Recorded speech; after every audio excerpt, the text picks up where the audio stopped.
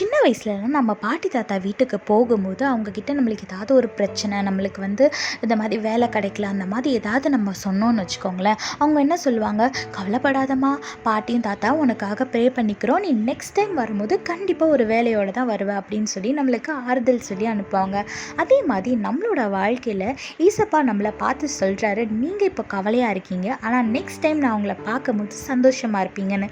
வேதத்தில் பாருங்கள், யோவான் 16:22 போட்டிருக்கு, நீங்களும் இப்பொழுது துக்கமடைந்திருக்கிறீர்கள், நான் மறுபடியும் உங்களை காண்பேன், அப்பொழுது உங்கள் இருதயம் சந்தோஷப்படும், உங்கள் சந்தோஷத்தை ஒருவனும் உங்களிடத்திலிருந்து எடுத்து போட மாட்டான்னு வேதத்தில் போட்டிருக்கு.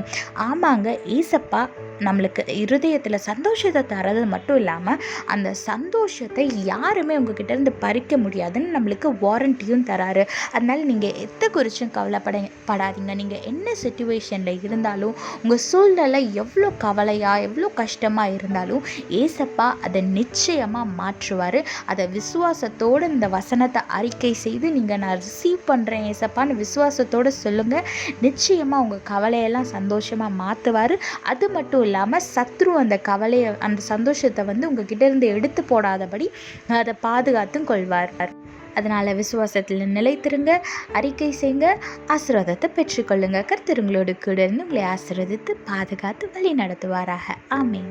When we go to our grandparents' house and when we say that we have some problem or we are not getting any job or something like that, our grandparents will tell us, don't worry my dear, we both will pray for you. Next time when we see you, you will definitely get a job. Likewise, in our life, our God is telling us, next time when I see you, all your sorrows will be gone and you will rejoice. Look what the Bible says in John chapter 16 verse 22. Now is your time of grief, but I will see you again and you will rejoice, and no one will take away your joy. Amen. Our God is going to take away all our grief and we are going to rejoice.